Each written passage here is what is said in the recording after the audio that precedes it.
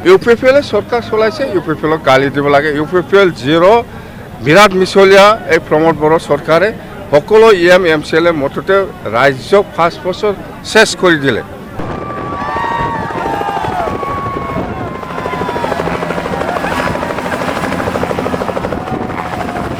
যেটো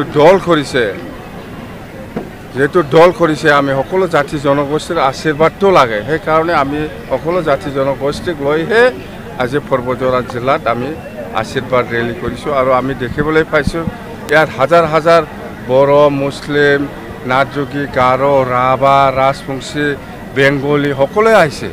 সেইটো দেখি পেলাই আমি 100% ক'ব পাৰোঁ যে বতঝ'ৰ জিলা হিচাপে 1 নম্বৰত থাকিব। জিকাৰ যেটো পজিশ্যন 1 নম্বৰ পজিশ্যনত থাকিব।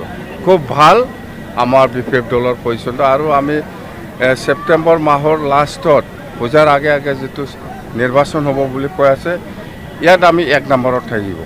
দেখা গৈছে যে আপুনি আজি গোটেই ভাষণত BJP এবাৰ সমালোচনা কৰা নাই আৰু এইটো বিৰোধী দলসকলে কৈছে যে এইবিলাক কৈ লাভ নাই ভাই। মই কোনো কংগ্ৰেছ, কোনো BJP, কোনো UDF, কোনো ৰাইজৰ দল বা অসম জাতীয় পৰিষদ এইবিলাক দলটো মই সমালোচনা কিয় কৰিব? BTCত কোনে চৰকাৰ চলাইছে? UPPLক গালি নিদিয়ে, UPPLক সমালোচনা নকৰে। কাক কৰিম মই না BJPক সমালোচনা কৰিছে, না কংগ্ৰেছক কৰিছে, না UDFক কৰিছোঁ, না ৰাইজৰ দলক কৰিছোঁ, না CPMক কৰিছোঁ। কোনো দলক মই কৰা নাই। UPPLে চৰকাৰ চলাই আছে BTCত। UPPLে মিছা কথা কৈছে, ৰাইজৰ ওচৰত মিছাৰ প্ৰতিশ্ৰুতি দিছিল, একো কাম কৰা নাই, 0। UPPLক গালি নিদিয়ে। কাক গালি দিম? UPPLে ভুল কৰিব, ইফালে কংগ্ৰেছক মই গালি দিম নেকি? UPPLে ভুল কৰিব, ইফালে BJPক মই গালি দিম নেকি? এইটোতো কথা নহয়। UPPLে চৰকাৰ চলাইছে, UPPLক গালি দিব লাগে। UPPL 0 বিৰাট মিছলীয়া এই প্ৰমোদ বড়ো চৰকাৰে সকলো MCL মততে ৰাজ্যক 5 বছৰ শেষ কৰি দিলে।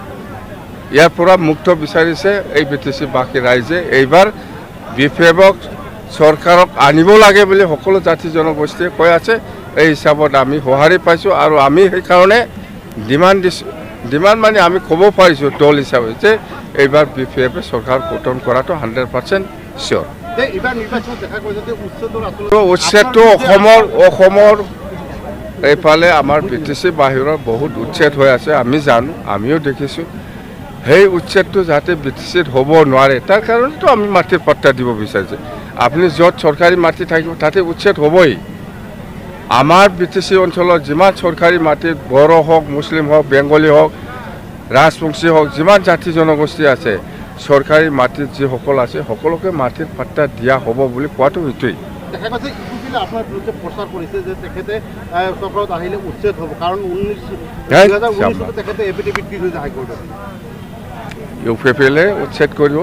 UPPL চৰকাৰ আহিলেহে উচ্ছেদটো হ'ব। আৰু UPPLৰ যিটো BTR চুক্তি ইয়াতে উচ্ছেদ কৰা উল্লেখেই আছে, কিন্তু আমাৰ BTC চুক্তিত কোৱা হৈছে যে 2003 চনৰ 10 ফেব্ৰুৱাৰীলৈকে যিসকল আছে চবেই BTCৰ বাসিন্দা। এই হিচাপত আমি মাটিৰ পাট্টা দিব। কিমানখন আসন পাব বুলি ভাবিছোঁ? আমি 20+।